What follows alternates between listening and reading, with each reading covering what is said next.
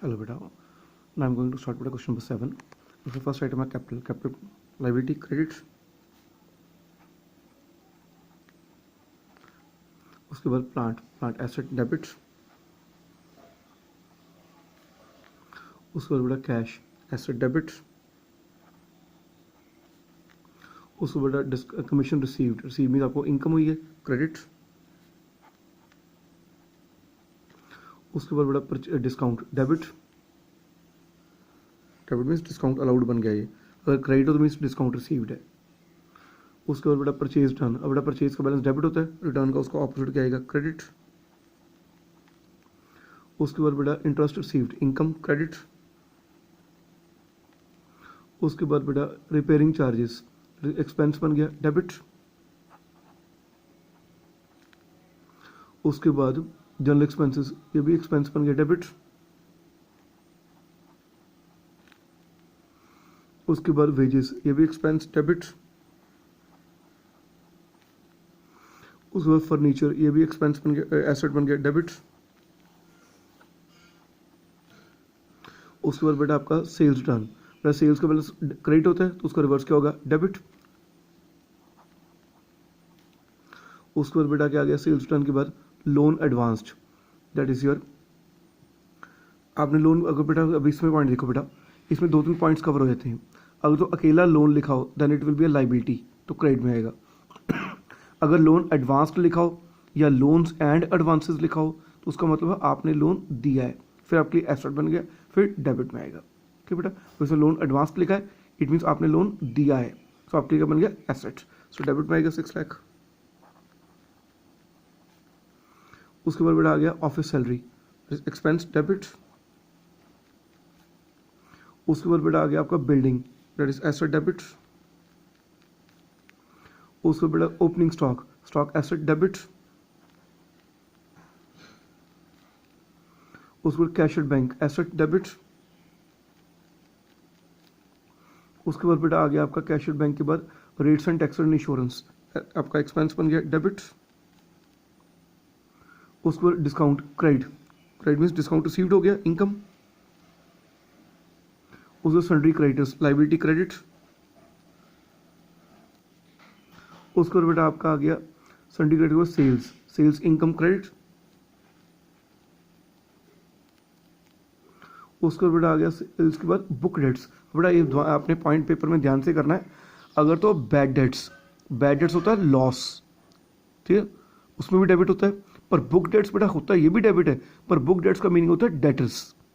ठीक है, so bad debts and book debts are 2 different things. होते चाहे दोनों ही डेबिट हैं पर दीज 2 थिंग्स आर डिफरेंट. ठीक है, so book debts means debtors आ गए, debtors asset 15 lakh, so debit. उसके बाद रेंट एक्सपेंस बन गया डेबिट. उसके बाद परचेज एक्सपेंस बन गया डेबिट.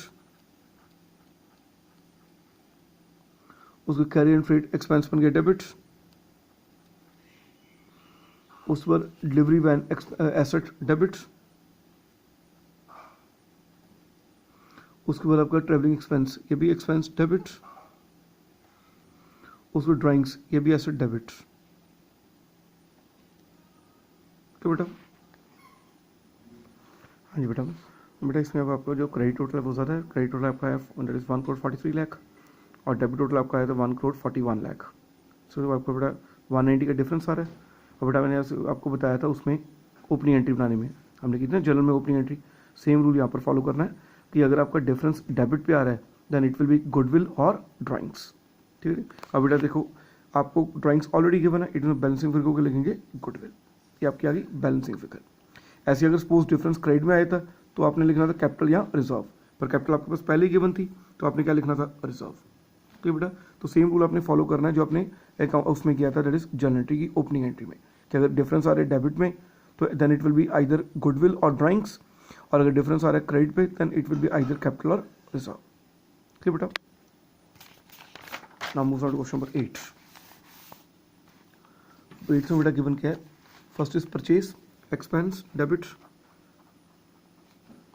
नेक्स्ट बेटा आपका debtors asset debit. Next premises asset debit. Next आपके पास सेल्स इनकम क्रेडिट। नेक्स्ट आपके पास रिटर्न आउटवर्ड। रिटर्न आउटवर्ड बेटा कहते हैं परचेज रिटर्न को। परचेज का बैलेंस डेबिट होता है तो उसका रिवर्स क्या आएगा, क्रेडिट। उसके बेटा rates and taxes expense debit. उसके बाद cash at bank asset debit. उसके बाद आपका आ गया कैरेज इनवर्ड, इट्स आपके लिए एक्सपेंस बन गया, इट्स आल्सो डेबिट। नेक्स्ट बेटा आ गया आपका सैलरी एक्सपेंस डेबिट। नेक्स्ट आपका आ गया stock opening stock asset debit. Next बेटा आपको कल भी बताया था कि जितने भी आपके इनपुट एक्सेस होते हैं सभी आपके एसेट होते हैं तो सभी डेबिट।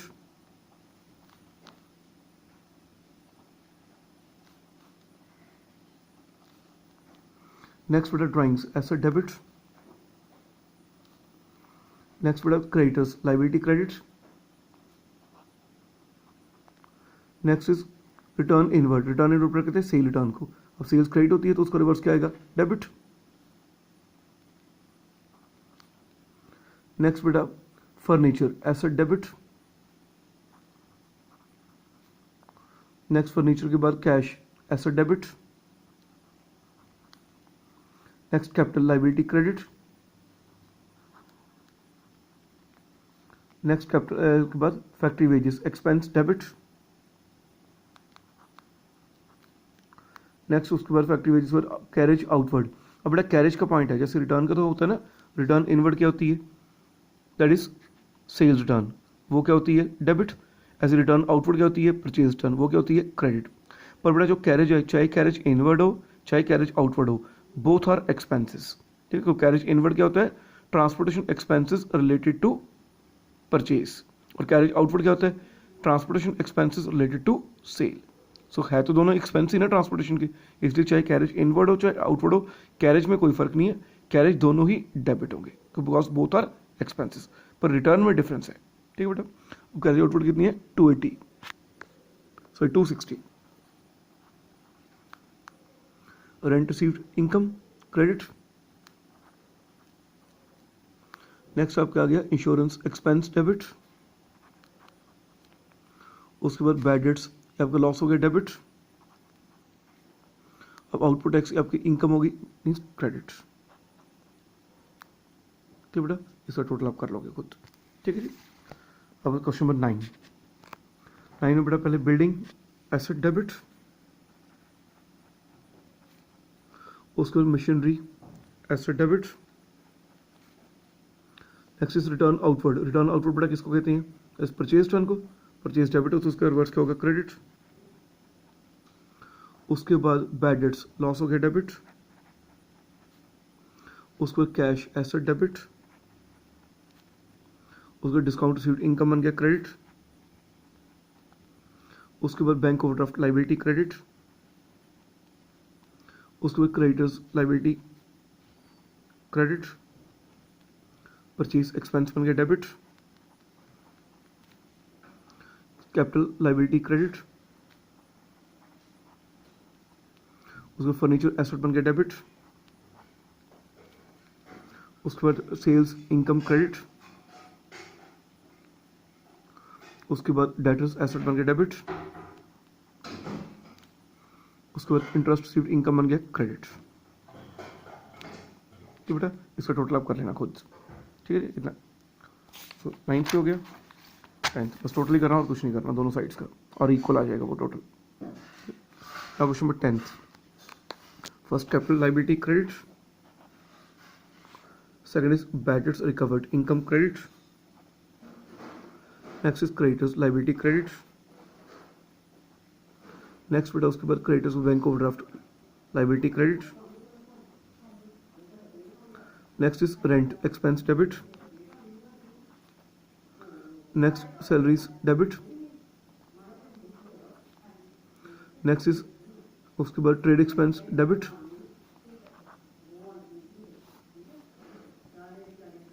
सैलरीज 850 आपका डेबिट हो गया। Next trade expense 300 debit.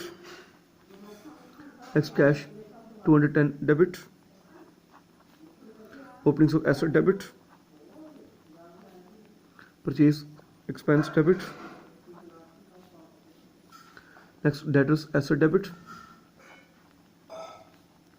Next bank deposits, ये भी एसेट डेबिट, बैंक डिपॉजिट का मतलब है बैंक बैलेंस आपका। Next discount allowed expense debit, drawings asset debit,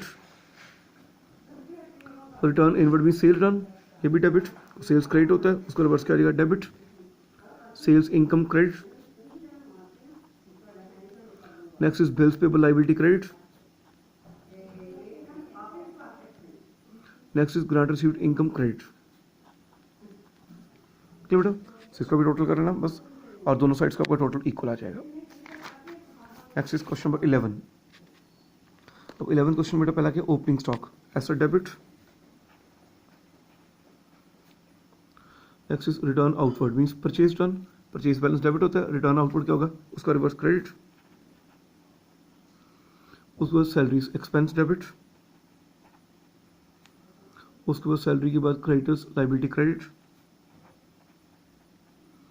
उसके बाद बैंक आपका एसेट डेबिट, उसके बाद कैरेज इनवर्ड एक्सपेंस डेबिट,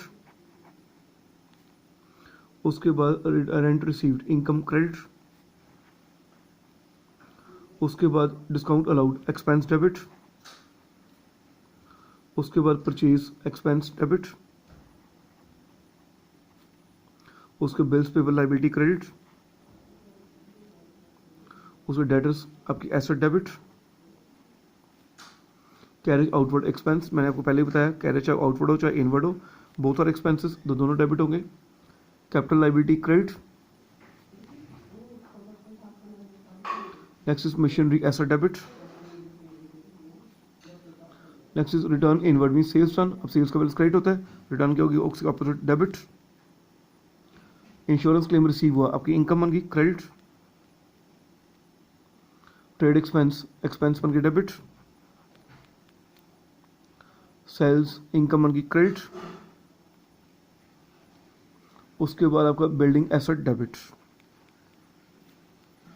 ठीक बेटा, इसका भी टोटल कर लेना, ये भी आपके दोनों साइड्स इक्वल आएंगे। और last question is question number 12। 12 में बेटा फर्स्ट आइटम गिवन है cost of goods sold. Cost of goods sold मतलब बना किसी भी चीज को बनाने का खर्चा, सो आपके लिए एक्सपेंस बन गया, सो डेबिट। नेक्स्ट बेटा आपको गिवन है क्लोजिंग स्टॉक। अब बेटा इस देखो इस न्यूमेरिकल में क्वेश्चन नंबर 12 जो है इसमें आपको क्लोजिंग स्टॉक और ओपनिंग स्टॉक दोनों ही गिवन है, और हमने रूल्स में क्या पढ़ा था कि अगर आपको दोनों ही गिवन हो तो आपने देखना क्या है कॉस्ट ऑफ गुड्स सोल्ड को। अगर कॉस्ट ऑफ गुड्स सोल्ड में न्यूमेरिकल गिवन है तो हम कौन सी एंट्री लेंगे, क्लोजिंग स्टॉक की एंट्री लेंगे, ओपनिंग स्टॉक की एंट्री छोड़ेंगे। और हमें ये cost of goods sold given ना होती फिर हमने ओपनिंग स्टॉक की एंट्री ले लेनी थी, क्लोजिंग स्टॉक को छोड़ देना था। अब बेटा हमें cost of goods sold given है तो हम किसकी एंट्री लेंगे, क्लोजिंग स्टॉक की, चाहे स्टॉक क्लोजिंग हो चाहे ओपनिंग हो, बोथ आर एसेट्स। इसकी कहाँ पर आएगा डेबिट साइड पे 40,000। Next is debtors asset debit, next creditors liability credit, next fix assets asset है डेबिट, उसके बाद ओपनिंग स्टॉक। अब देखो आपको cost of goods sold given थी, इस अब अपने ओपनिंग स्टॉक नहीं लेना, दोनों से नहीं ला जाएगा। उसको एक्सपेंसेस एसेट एक्सपेंसेस डेबिट, उधर sales income credit, capital liability credit. ठीक है, वन में टोटल कर दें 150 प्लस 40 190 250 3 लाख 320। क्रेडिट टोटल भी 290 प्लस 30 320।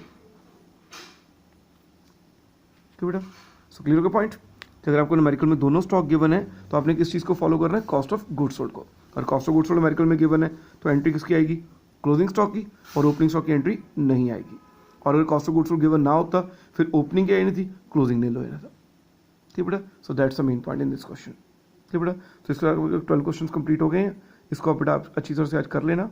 ठीक है, और मैं आपको आज आंसर्स भेजूंगा तो अपने टैली कर लेना, और जहाँ पर कोई डाउट हुआ वो मेरे से पूछ लेना आप। Thanks lots.